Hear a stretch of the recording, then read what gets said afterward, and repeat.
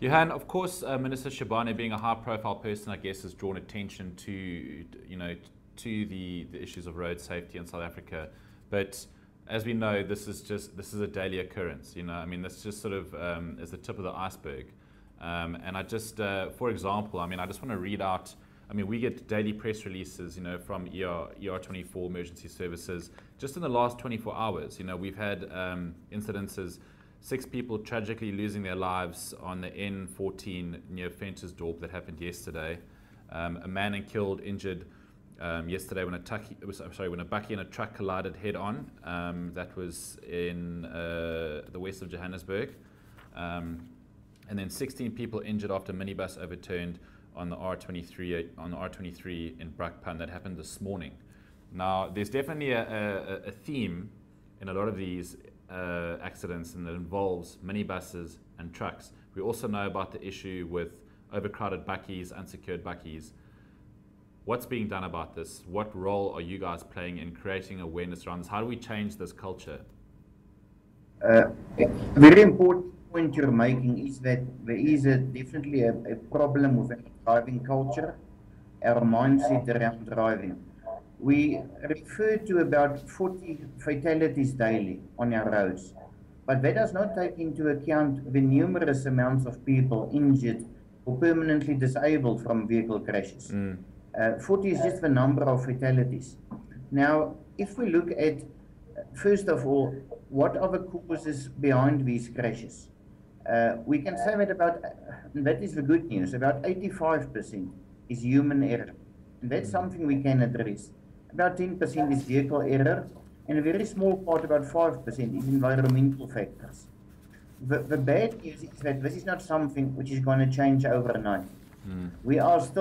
It's going to take time to remove lawless road users. Now, for road safety to succeed, it requires several approaches.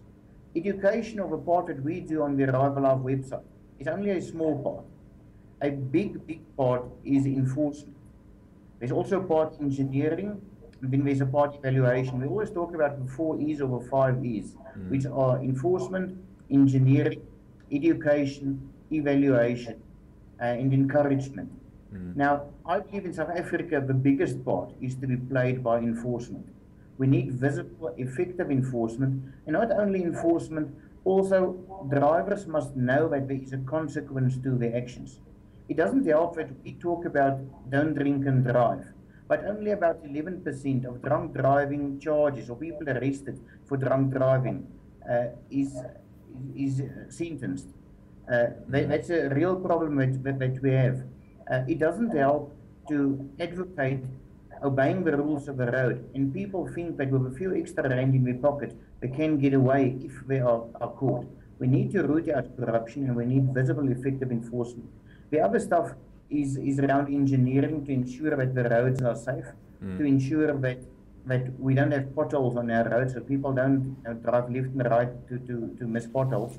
Also to ensure that our barriers are intact, and then we need to have proper evaluation.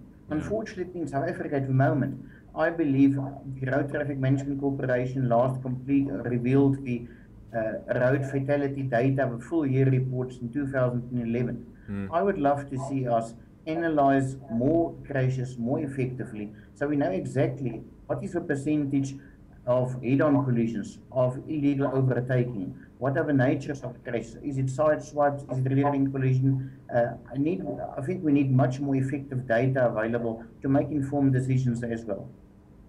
Okay, Johan, thanks very much for your time. That's been very insightful. Thanks a lot. Cheers.